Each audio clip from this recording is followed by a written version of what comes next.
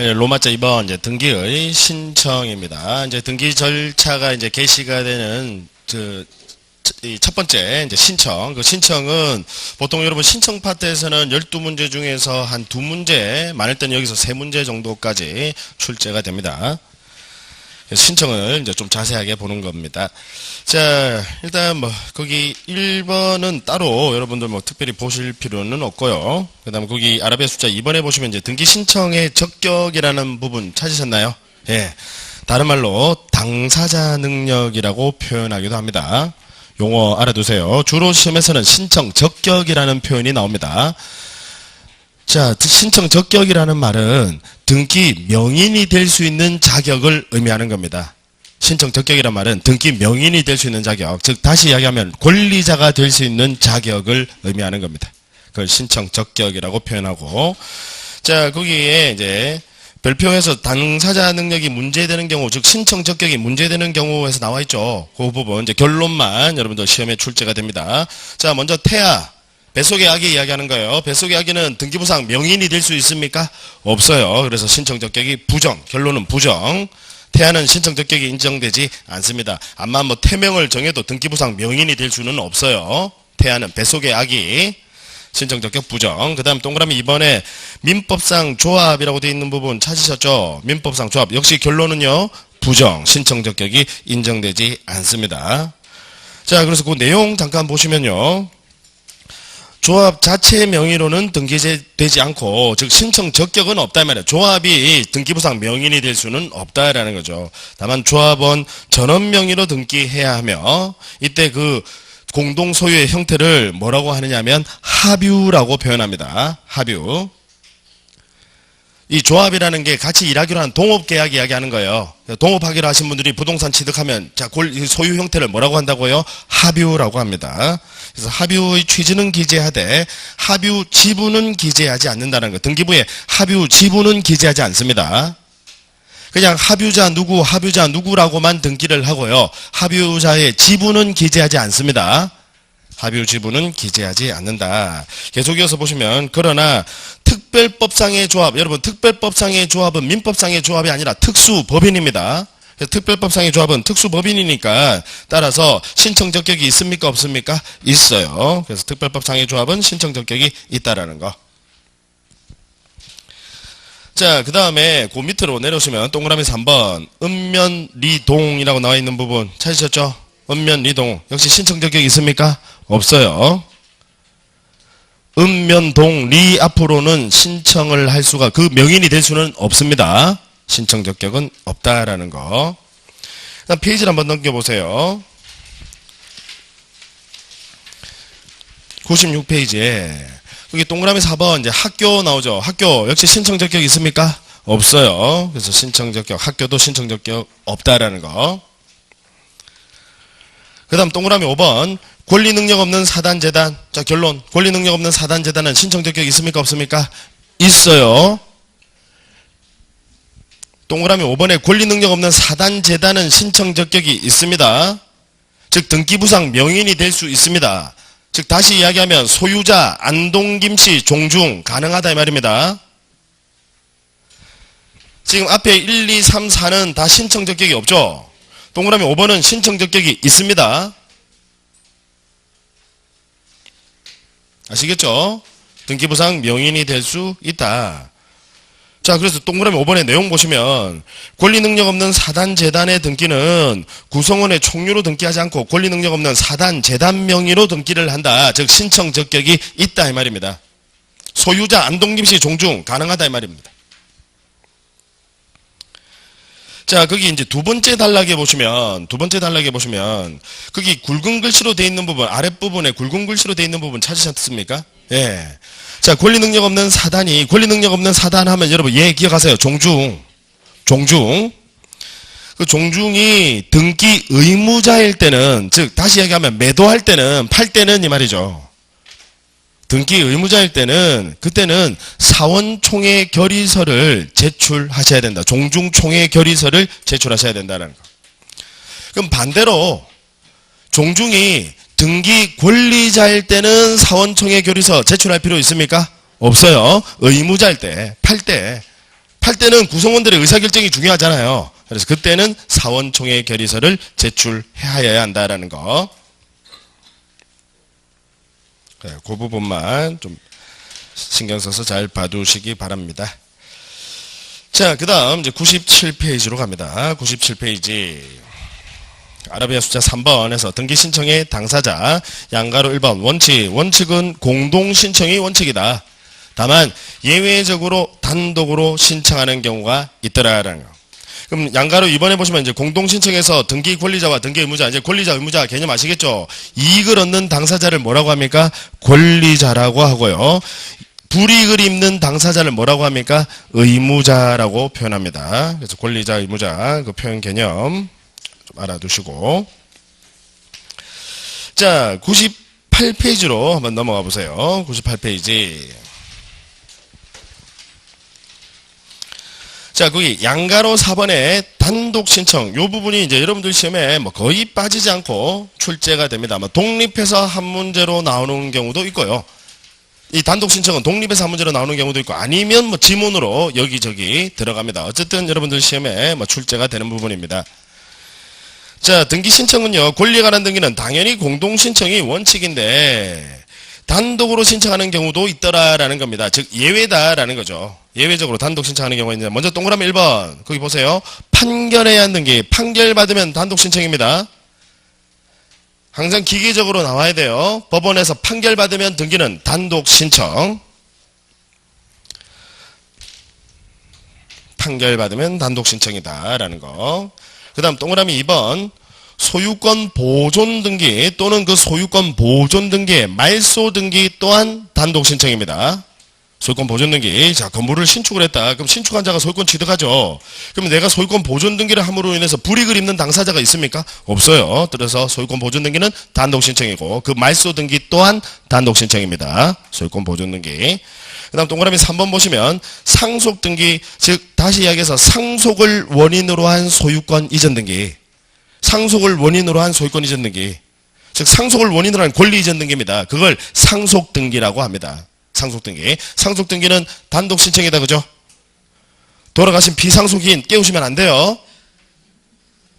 아시겠죠? 상속 등기는 단독 신청.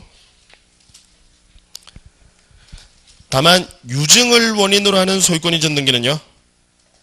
그 바로 옆에 나오죠. 다만 유증을 원인으로 하는 소유권 이전 등기는 공동 신청. 비교하셔야 됩니다. 상속 등기는 단독 신청이지만 유증을 원인으로 한 소유권 이전 등기는 공동 신청이다. 나중에 이제 유증 파트 가면 이 부분은 더 자세하게 다시 설명을 또 드릴 겁니다. 어쨌든 상속 등기는 단독 신청, 유증을 원인으로 한 소유권 이전 등기는요, 공동 신청. 그 다음 동그라미 4번 보시면 관공서가 사업시행자가 아닌 경우에 수용으로 인한 소유권 이전 등기 줄 꺼놓으세요. 수용으로 인한 소유권 이전 등기. 여러분들 시험에 출제 비중 높습니다. 수용으로 인한 소유권 이전 등기는 아까 수용은 성질은 원시 취득이라고 했죠. 등기 방식만 등기 기술상 소유권 이전 등기 방식을 취합니다. 따라서 그 소유권 이전 등기 또한 원시 취득의 성질을 그대로 가지고 있으니까 단독으로 신청합니다. 누가요? 사업시행자가 단독으로 신청합니다. 그 다음 동그라미 5번 등기 명의인 표시 변경 등기, 가령 개명을 하거나 이사 갔거나 이 말이에요. 개명 또는 전거, 이사 간 걸 전거라고 표현합니다. 개명 또는 전거, 이사 갔다 이 말이죠. 그럼 등기 명의인 표시 변경 등기합니다. 당연히 단독 신청이죠. 불이익을 입는 당사자의 개념을 생각할 수가 없습니다. 따라서 등기 명의인 표시 변경 등기는 단독 신청. 그 다음 부동산 표시 변경 등기, 부동산 표시 변경 등기 역시 단독 신청이죠. 일단 그 옆에 대지권 변경 등기라고 되어 있는데, 대지권 변경 등기는 역시 표제 부여하는 등기니까 부동산 표시 변경 등기 하나의 예입니다. 그 대지권 변경 등기는 부동산 표시 변경 등기 하나의 예에 불과합니다. 예, 그래서 대지권 변경 등기 역시 부동산 표시 변경 등기니까 단독 신청이다. 그 다음 동그라미 6번 멸실등기, 부동산이 물리적으로 전부 소멸한 경우에 멸실등기하죠. 멸실등기는 등기부 어디에 기재를 합니까? 표제부에 기재를 합니다. 따라서 역시 단독 신청이죠.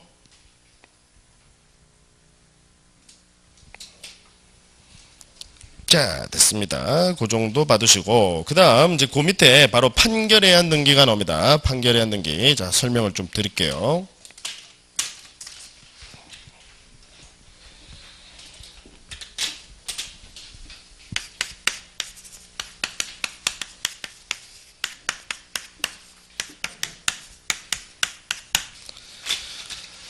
자, 기계적으로 나와야 됩니다. 여러분, 판결의안 등기.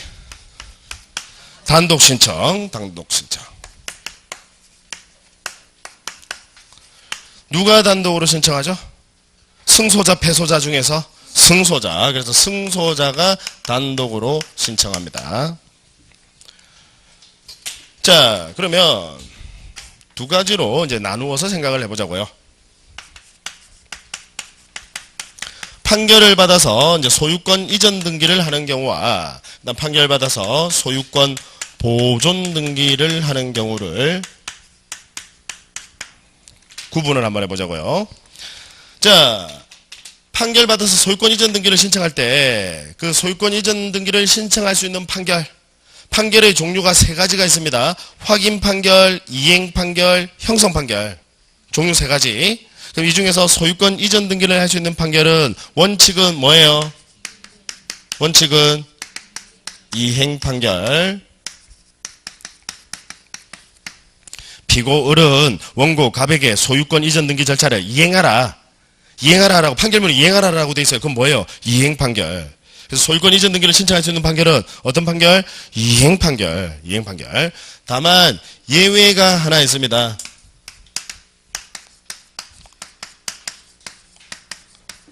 공유물 분할 판결. 자, 공유물 분할 판결은 판결의 종류 중에서 어디에 해당합니까? 형성 판결. 공유물 분할 판결은 이제 판결의 종류 어떻게 나오는 뭔지 아시죠? 여러분, 판결문 보시면 판결의 종류 알 수 있어요. 판결문만 보시면, 자, 가령 X부동산은 원고 갑의 소유임을 확인한다. 무슨 판결이에요? 확인 판결. 이 확인 판결 가지고는 소유권 이전 등기를 신청할 수 있습니까? 없습니까? 없어요. 이해하시겠죠? 그 다음, 피고 을은 원고 갑에게 소유권 이전 등기 절차를 이행하라. 무슨 판결? 이행 판결. 그럼 소유권 이전 등기를 신청할 수 있는 판결은 무슨 판결이어야 된다고요? 이행 판결. 그 다음, 기억 부분은 갑의 소유로 하고, 니은 부분은 을의 소유로 한다. 뭐뭐로 한다. 무슨 판결이에요? 형성 판결. 뭐뭐로 한다면 형성 판결입니다. 그게 지금 제가 말씀드린 공유물 분할 판결이에요. 기억 부분은 갑의 소유로 하고, 니은 부분은 을의 소유로 한다. 그게 형성 판결. 그 중에서 공유물 분할 판결입니다. 공유물 분할 판결은 판결의 종류가 뭐죠? 형성 판결. 형성 판결임에도 불구하고 소유권 이전 등기를 신청할 수 있는 예외적인 판결이다. 원칙은 다 무슨 판결이 있어야 된다고요? 이행 판결. 판결문에 이행하라고 되어 있지 않으면요, 그거 판결문 가지고 소유권 이전 등기는 신청 못합니다. 아시겠죠? 예, 이행 판결 받으셔야, 그래야 소유권 이전 등기를 신청할 수 있습니다. 자, 이에 반해서 소유권 보존 등기를 신청할 수 있는 판결은 기억나십니까? 확인, 이행, 형성, 즉 종류 불문한다라는 거. 소유권 보존 등기를 신청할 수 있는 판결은 판결의 종류를 불문한다. 자, 그럼 아까 제가 판결은 누가 단독으로 신청한다라고 했죠? 승소자가 단독으로 신청하는데, 요 공유물 분할 판결만큼은 예외입니다. 판결의 특수성 때문에 그래요. 이 공유물 분할 판결은 승, 패소자 모두 판결문 가지고 단독으로 소유권 이전 등기 신청할 수 있습니다. 공유물 분할 판결만큼은 승, 패소자 상관없다라는 거. 판결의 특수성 때문에 그렇습니다.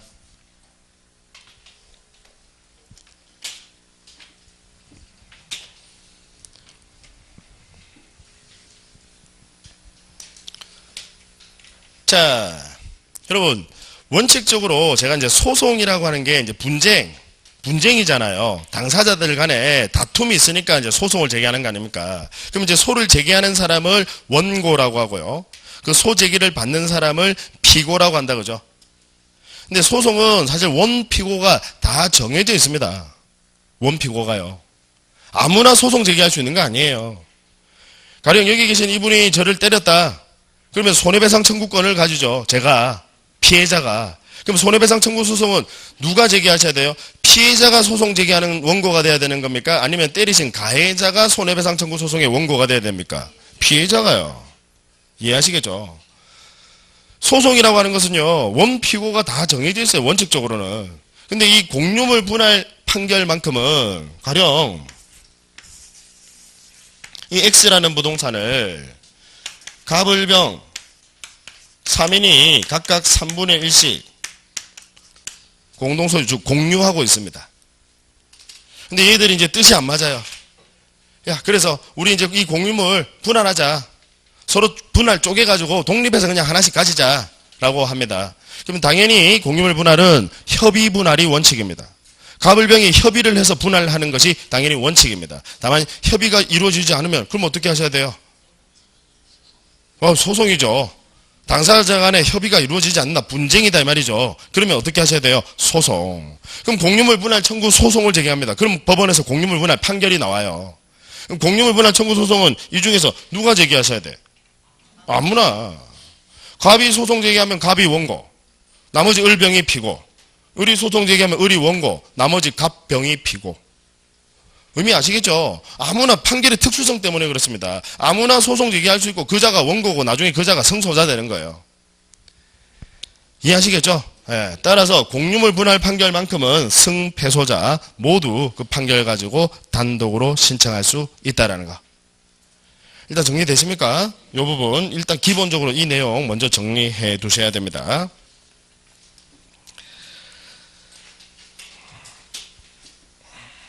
자, 어디를 먼저 보시냐면 방가로 3번을 보세요. 판결에 안 든 게 방가로 3번. 방가로 3번. 찾으셨죠? 자, 내용 보시면 판결의 경우 승소한 등기 권리자 또는 승소한 등기 의무자. 승소한 등기 의무자 하면 이 소송 기억하세요. 등기 수취 청구 소송 또는 등기 인수 청구 소송. 여러분들 시험에 어떤 표현이 나올지 몰라요. 등기 수취 청구 소송 또는 등기 인수 청구 소송. 그 수취라는 말 대신에 인수라는 말이 들어가도 같은 말입니다. 등기 가져가라고 하는 소송. 자, 다시 내용 보시면 판결의 경우 승소한 등기 권리자 또는 승소한 등기 의무자입니다. 즉 단독 판결 받으면 단독으로 신청하는데 누가 단독으로 신청한다는 거죠? 승소자가요. 어쨌든 그 소송에서 이기신 분이 단독으로 신청하는 겁니다. 따라서 계속 이어서 써보시면 패소한 당사자는 등기 신청할 수는 없다. 패소자는 등기 신청 안 돼요. 다만 해서 예외가 나오죠. 다만 공유물 분할 판결의 경우에는 승소한 당사자뿐만 아니라 패소한 당사자도 상대방의 승소 판결에 의한 단독 신청이 가능하다. 공유물 분할 판결의 특수성 때문에 그렇습니다. 공유물 분할 판결은 승패소자의 개념이 따로 없어요. 그냥 소송 제기한 사람의 원고고 그자가 승소자입니다. 이해하시겠죠? 그래서 원칙적으로 판결은 누구만 단독으로 신청할 수 있다고요? 승소자만 단독으로 신청할 수 있는데 공유물 분할 판결은 예외다라는 겁니다. 승패소자 상관없이 단독으로 신청할 수 있다라는 겁니다. 그 다음 그 위에 방가로 2번 여러분들 시험에 비교적 잘 출제되는 지문입니다. 방가로 2번 내용을 한번 보세요. 소유권 이전 등기 절차 이행을 명하는 확정 판결을 받았다면 그 확정 시기가 언제인가에 관계없이 판결이 확정된 후 10년이 경과하였더라도 그 판결에 의한 소유권 이전 등기는 신청할 수 있다라는 거. 자, 이게 이제 무슨 이야기냐? 일단 이 방금 읽었던 그 글의 내용 의미는 이해하시겠습니까? 10년이 판결받았고 10년이 지나더라도 소유권 이전 등기 신청할 수 있다라는 거. 그 자체로 이 지문의 내용이 그대로 여러분들 시험에 지문으로 등장을 합니다. 의미가 뭐냐면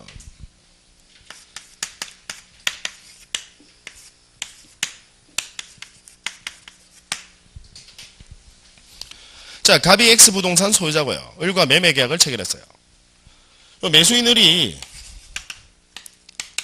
잔금을 다 줬습니다. 근데 갑이 등기를 안 넘겨주는 거예요. 그럼 일단 매수인 을 입장에서 봤을 때는 물론 뭐 앞에 가처분 해두고 그 다음 이제 뭐 했어야 돼요? 소유권 이전 청구 소송을 제기하죠.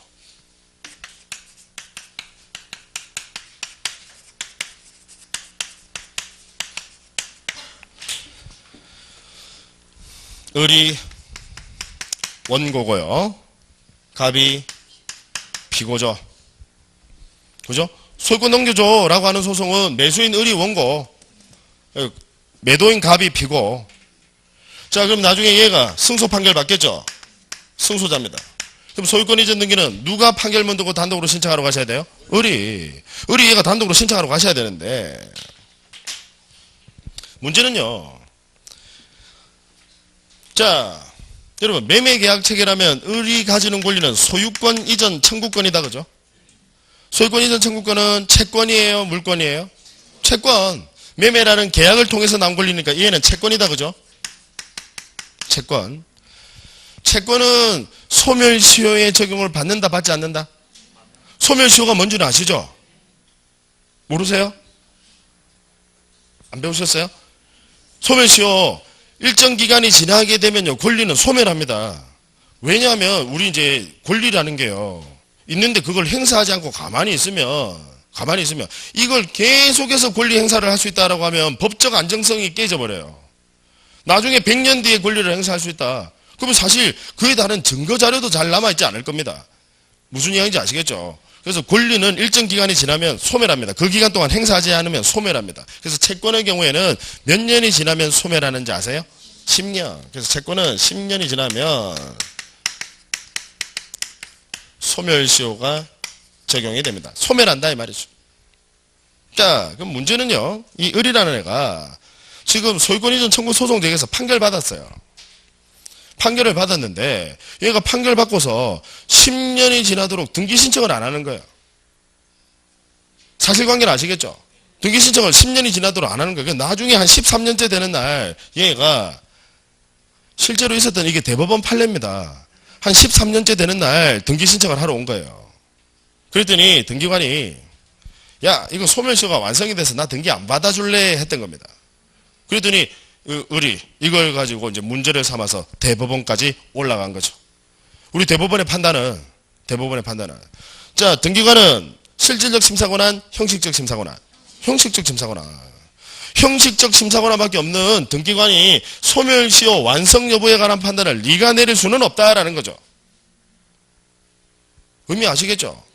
실제로 여러분 이 소멸시효가요 완성이 됐을 수도 있습니다. 10년이 지나면 원칙적으로 10년이 지나면 소멸시효는 완성되고 그럼 권리는 소멸하잖아요. 완성이 됐을 수도 있지만 완성되지 않았을 수도 있어요. 그 여러분들 시험에 민법 시험에 나옵니다. 어떻게 하면 소멸시효는 아예 진행하지 않습니다. 소멸시효가 아예 진행하지 않을 수도 있어요. 소멸시효라는 게 뭐냐면 권리를 행사할 수 있는 자가 행사하지 않으면 소멸시효가 진행이 되는 거예요. 그래서 10년이 되면 완성이 되고 그때 권리는 소멸한다 이 말이거든요. 소멸시효가 아예 진행되지 않을 수도 있습니다. 어떻게 하면? 이 매수인 을이요. 이 X부동산을 점유하면 자 매수인 을이요. 이 X부동산에 등기는 안 했지만 거기 들어가서 살아요. 그 부동산 들어가서 삽니다. 지금 권리 행사하는 거예요? 안 하는 거예요? 하는 거죠. 그때는 소멸시효가 진행되지 않습니다. 이해하시겠죠? 따라서 등기관 입장에서 봤을 때는 이 소멸시효 완성 여부에 관한 판단을 등기관이 내릴 수는 없어요. 이 판단은 누가 내리는 거예요? 법원에서 내릴 판단이지 등기관 네가 내릴 판단은 아니다라는 거예요. 따라서 일단 등기 신청이 들어오면 등기관은 수리할 수밖에는 없다라는 거.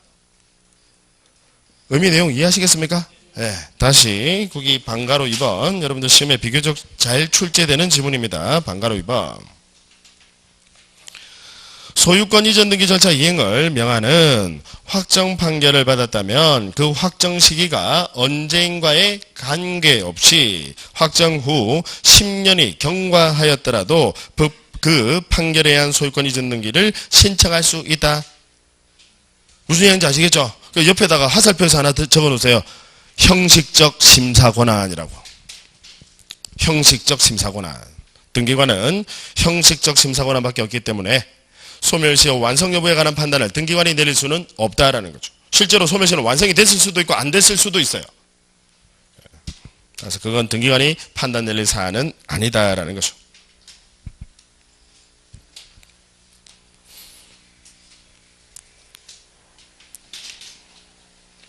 그 다음 아랫부분에 방가로 4번을 한번 보세요. 방가로 4번 맨 아랫부분에 한필 토지 전부에 대하여 소유권 이전 등기 절차 이행을 명하는 확정 판결을 원인 서면으로 첨부하여, 즉 전부에 대해서 소유권 이전 등기 절차를 이행하라라는 판결을 받았어요.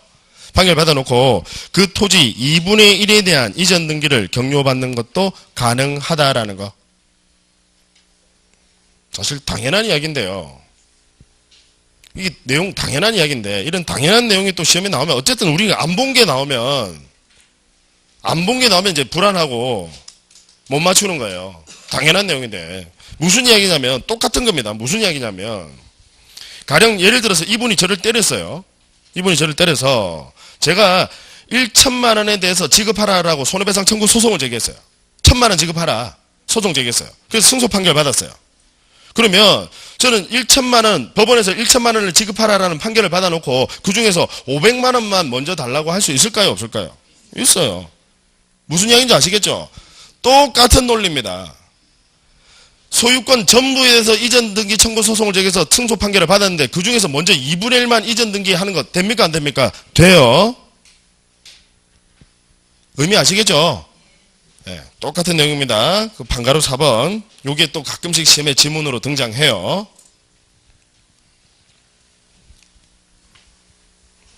방가로 4번. 한필의 토지 전부에 대하여 소유권 이전 등기 절차 이행을 명하는 확정 판결을 원인 서면으로 하여 그 토지 중에서 지분 2분의 1만 소유권 이전 등기를 격려받는 것도 가능하다라는 거.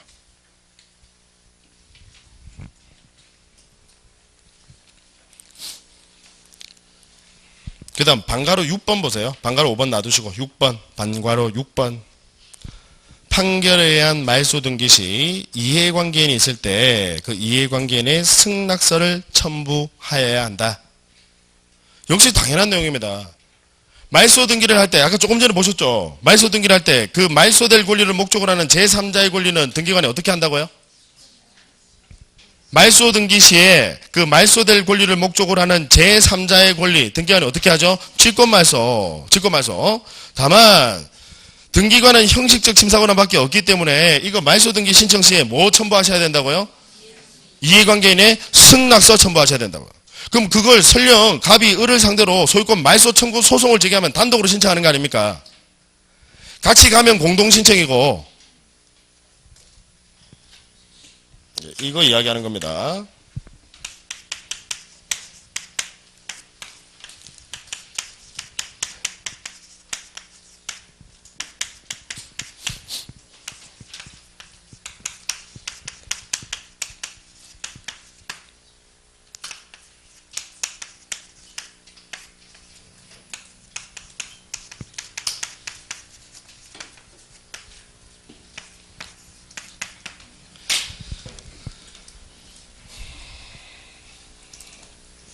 여러분들이 참 안 되는 게 내용은 이해를 하시는데 그 문제에서 물어보는 그 출제자의 지문 그 의도를 파악을 못 하세요.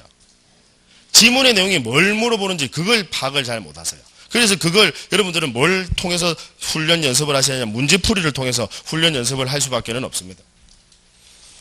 자, 지금 제가 이제 뭐 말씀드리냐고 하냐. 지금 이 내용들이요. 지금 제가 보신 이 내용들이 여러분들 시험에 지문으로 그대로 등장을 해요.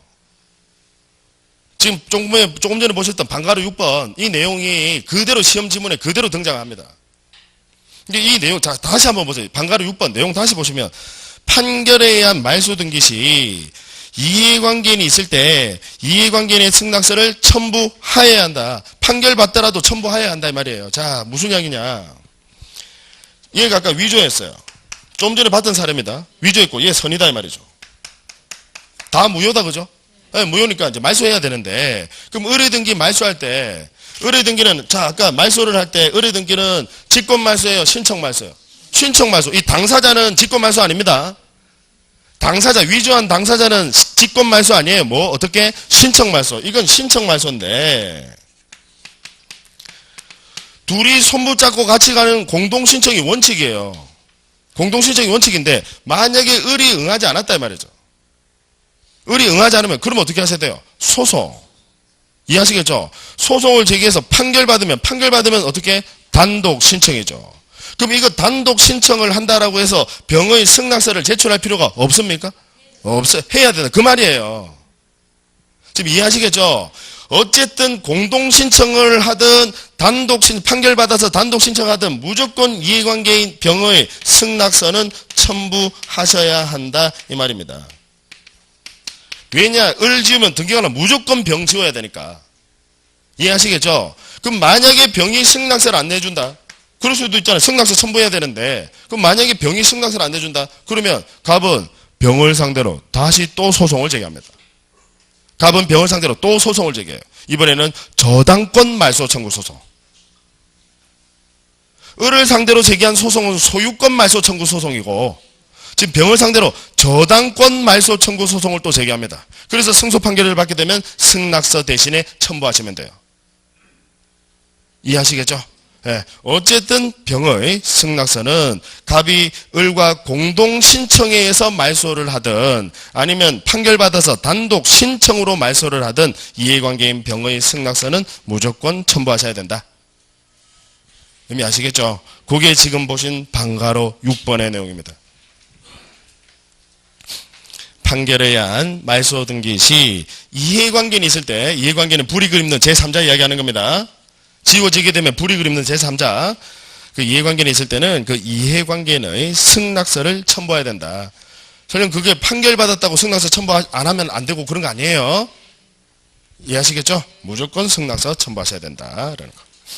자, 됐어요. 그 정도 내용만 보시면 판결에 의한 등기는 충분히 여러분들이 맞추실 수 있습니다. 자, 이제 전자신청으로 갑니다.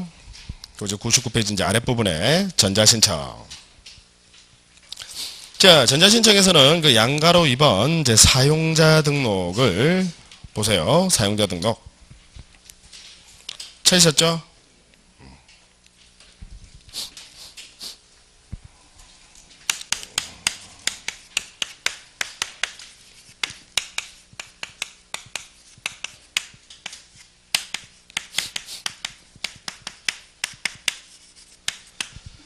방문 신청이 있고 등기 신청의 방법에는 방문 신청이 있고 또 뭐가 있어요?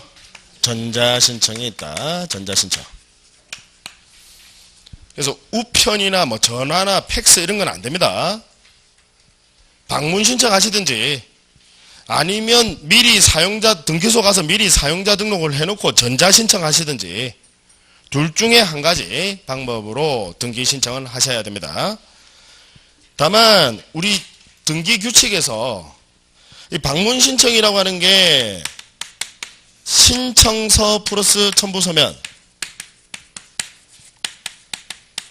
그죠? 방문 신청은 전부 다 서류를 작성해서 제출하는 거잖아요. 신청서 플러스 첨부서면. 근데 전자 신청은 신청 정보 플러스 첨부 정보. 의미 아시겠죠? 서면으로 작성해서 제출하는 거 있습니까? 없습니까? 없어요. 전부 인터넷 등기소에 접속을 해서 전부 다 입력해서 넣습니다. 전자신청을. 이해하시겠죠? 그래서 정보라는 표현을 써요. 서류 작성해서 제출하는 거 없습니다. 전부 다 그냥 등기소에, 인터넷 등기소에 접속을 해서요. 입력해서 넣는 겁니다. 자, 다만 우리 대법원 규칙에 등기 규칙에 이 방문 신청과 전자 신청을 뭐 섞는 방법이 있다라고 했던 거 기억나십니까? 전자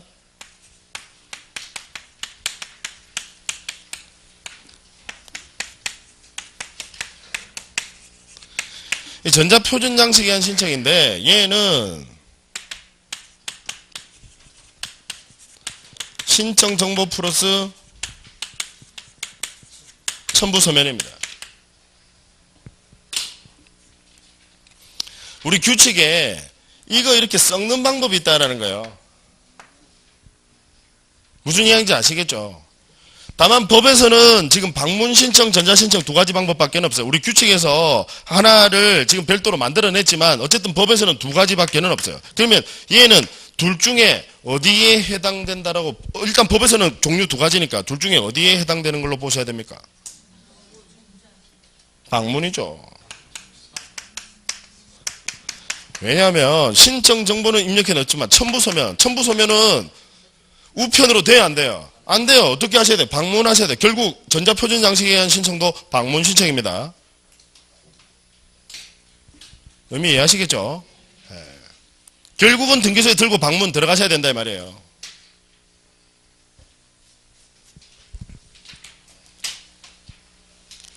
이해하셨죠? 네, 자 그러면 일단 우리는 지금 뭐 보냐면 이제 전자신청 보는 거예요. 전자신청. 자, 거기 99페이지에 양가로 2번 한번 보세요.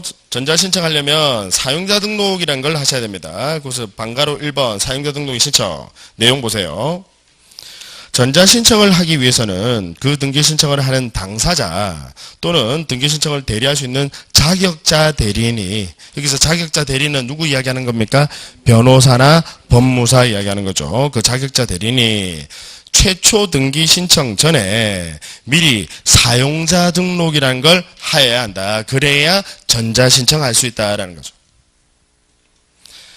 그럼 사용자 등록을 하시려면 어디 가셔야 돼요? 사용자 등록하시려면 어디 가셔야 돼요? 등기소 가셔야 돼요. 그래서 미리 등기소 가셔야 된다 이 말입니다. 그래서 일반인들이 전자신청 안 한다고요. 전자신청하기 위해서는 먼저 미리 등기소 가서 사용자 등록이라는 걸 먼저 해두셔야 되거든요. 그래야 전자신청을 할 수가 있습니다. 자, 그 다음 이어서 계속해서 내용 한번 보세요. 사용자 등록 신청서에는 인감증명법에 따라 신고한 인감을 날인하고 인감증명과 함께 주소를 증명하는 서면을 첨부해야 된다. 즉 인감증명서 첨부해야 된다는 거예요. 사용자 등록 신청하실 때, 그러니까 무슨 이야기냐면 전자신청하기 위해서는 미리 뭐 하셔야 된다고요? 사용자 등록. 그럼 사용자 등록 하실 때는 뭐 들고 등기소 들어가셔야 된다고요? 인감증명서 들고 들어가셔야 된다 이 말이에요. 사용자 등록 하실 때. 이해되셨죠? 예. 그 다음에 그 밑에 여러분 별표가 나오죠. 그 밑에 이렇게 별표 딱 돼 있는 거죠. 두 번째 별표 보세요. 99페이지에 그 아랫부분에 두 번째 별표 보세요. 사용자 등록을 신청하는 등기소에는 관할이 제한이 없다라는 것도 알아두시기 바랍니다. 가끔씩 시험의 지문으로 등장합니다. 원래 등기는 부동산 소재지 전속 관할이잖아요. 근데 사용자 등록은요, 아무 등기소 가셔서 등록해 두셔도 무방합니다. 사용자 등록하실 때는 관할의 제한이 따로 없다고요. 네. 자, 그 다음 페이지 한번 넘겨보시고요. 100페이지에 방가로 3번 사용자 등록의 유효기간 찾으셨죠? 예, 거기 동그라미 1번 보시면 사용자 등록의 유효기간은 몇 년? 3년으로 한다. 그 다음에 유효기간이 경과한 경우에는 다시 사용자 등록을 하여야 한다. 그 다음 동그라미 2번 사용자 등록의 유효기간 만료일 3월 전부터 만료일까지는 그 유효기간의 연장을 신청할 수 있다. 즉 갱신도 가능하다라는 거죠. 다만 연장기간 즉 갱신기간은 여전히 3년으로 하고 이 유효기간의 연장은 갱신은 전자문서로 신청할 수 있다. 즉 갱신하기 위해서는 다시 등기소에 방문하실 필요 있습니까? 없습니까? 없다라는 뜻이죠. 그 다음 양가로 3번에서 전자신청 절차의 특칙, 거기 반가로 1번에 두 번째 줄 보세요. 반가로 1번의 두 번째 줄 꺼놓으세요. 전자신청은 당사자 또는 자격자 대리인에 한한다. 아무 대리인은 안 된다 이 말이죠. 자격자 대리인만 대리할 수 있다라고요. 그럼 자격자 대리인 누구 이야기하는 줄 아시죠? 변호사나 법무사만 전자신청은 대리할 수 있다라는 거죠. 자, 방문신청은요. 방문신청은 대리인의 자격에 제한이 있습니까? 없습니까? 없어요. 방문신청은 대리인 자격 제한 없습니다. 이에 반해서 전자신청은 대리인 자격 제한이 있다 그죠? 누구만 가능하다고요? 변호사나 법무사만. 이 법 제도의 취지는 이해하시겠죠? 이거 전자신청을 아무나 방문신청처럼 아무나 대리할 수 있다고 하면 사실상 법무사 제도의 폐지와 마찬가지입니다. 효과 면에서 봤을 때는요.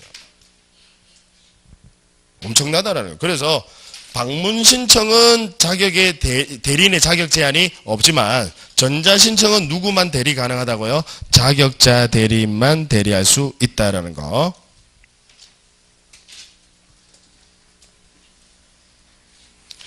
그 다음 거기 동그라미 1번에 역시 맨 아랫부분에 굵은 글씨 되어 있는 부분 찾으셨습니까? 예, 중요하죠. 법인 아닌 사단 또는 재단은 전자신청은 할 수는 없다라는 거. 전자신청은 허용되지 않는다. 왜냐하면 전자신청하려면 미리 사용자 등록하셔야 되고 사용자 등록하려면 뭐가 필요하냐면 공인인증서가 필요해요. 근데 비법인 사단은 공인인증서 제도가 없습니다. 그래서 법인 아닌 사단 또는 재단은 전자신청은 할 수는 없다라는 거. 그 다음 여러분들 교재 거기 101페이지에 맨 윗부분에 참고라고 되어 있는 부분 찾으셨죠? 네, 참고. 인감증명을 제출해야 하는 자가, 그 부분 중요합니다. 인감증명을 제출해야 하는 자가 공인인증서 정보를 송신할 때는 인감증명서 정보의 송신을 요하지 아니한다. 즉 쉽게 이야기하면요, 전자신청에서는 인감증명서는 공인인증서가 가름합니다. 공인인증서 아시죠? 이 공인인증서가 인감증명서를 가름한다고요. 따라서 전자신청할 때는 별도로 인감증명은 이 송신할 필요, 보낼 필요 있습니까 없습니까? 없다라. 이거랑 또 뭐를 헷갈리시냐면 아까 조금 전에 보셨던 전자신청하기 위해서는 미리 사용자 등록하셔야 되죠. 사용자 등록하려면 어떻게 하셔야 돼요? 등기소에 방문하셔야 되죠. 다만 관할의 제한은 없습니다. 아무 등기소건 방문을 하셔야 됩니다. 그때 방문하실 때 뭐 들고 들어가셔야 돼요? 인감증명서 들고 들어가신다 이 말입니다. 사용자 등록할 때 인감증명서를 제출한다는 것이지, 이제 사용자 등록 끝나고 나면 전자신청하는 거잖아요. 전자신청할 때는 별도로 인감증명서 정보를 송신할 필요, 보낼 필요 있습니까 없습니까? 없다 이 말이에요. 이해하시겠죠? 전자에서는 다 공인인증서가 가름하니까. 다만 사용자 등록하실 때 인감증명서를 등기소에 제출한다라는 내용입니다. 서로 헷갈리시면 안 돼요. 네. 자, 됐습니다. 여기까지 하고 잠깐 쉬었다가 이어서 하도록 할게요.